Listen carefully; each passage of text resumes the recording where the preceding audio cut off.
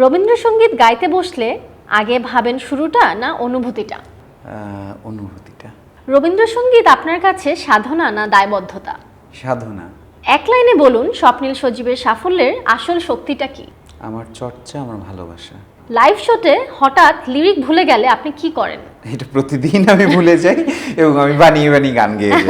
আমি কিন্তু থামি কেউ না। বুঝতে পারে না। বুঝতে পারে সবাই হয়তো যারা জানে, কিন্তু আমার এটা হয়, মানে আমি যে গানটা 100 বার গিয়েছি সেই গানটাও আমি দেখে দেখে ভুলে যাই। সো আমার এটা কিছু করার নাই। আচ্ছা, বাংলাদেশ বেতারের তালিকাভুক্ত শিল্পী হওয়ার খবরটা পেয়ে আপনি প্রথম কাকে ফোন করেছিলেন? আমার মাকে হয়তো। বাংলাদেশ টেলিভিশনে প্রথম রেকর্ডিং এর দিনটা কেমন ছিল? খুব আনন্দের ছিল, কারণ আমার সাথে ওই দিন রেজানা চৌধুরী বন্যা গান গাইছিলেন, সাদি মোহাম্মদ গাইছিলেন। সো সবাইকে দেখে আমি একেবারে চোখ ছানা বড়া হয়ে গেছিল যে স্বপ্নের মানুষগুলোকে খুব কাছ থেকে দেখতে পাচ্ছি।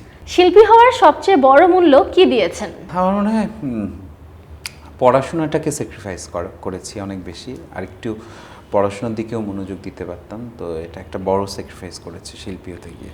এত অ্যাওয়ার্ডের মাঝে কোন স্বীকৃতিটা হাতে নিয়ে সবচেয়ে বেশি আপনি আবেগ হয়েছেন?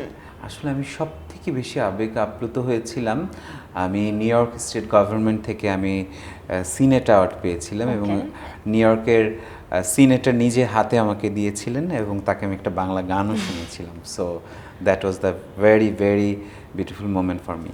আপনার প্লেলিস্টে নিজের গান শোনা হয় বেশি নাকি অন্যের? কখনোই আমি নিজের গান শুনি না, সবসময় আমি অন্যের গান শুনি।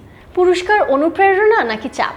অবশ্যই পুরস্কার মানে দায়বদ্ধতা। অনুপ্রেরণা তো বলবো, চাপও বলবো, কিন্তু সব থেকে বেশি দায়বদ্ধতা, যাতে আমি পরবর্তী কাজটাকে আরও সুন্দরভাবে তৈরি করতে পারি, বা আমাকে যেই কাজের জন্য দেওয়া হয়েছে সেই কাজটিকে আমি সারা জীবন সততার সাথে তৈরি করে যেতে পারি সেই পথটিকে।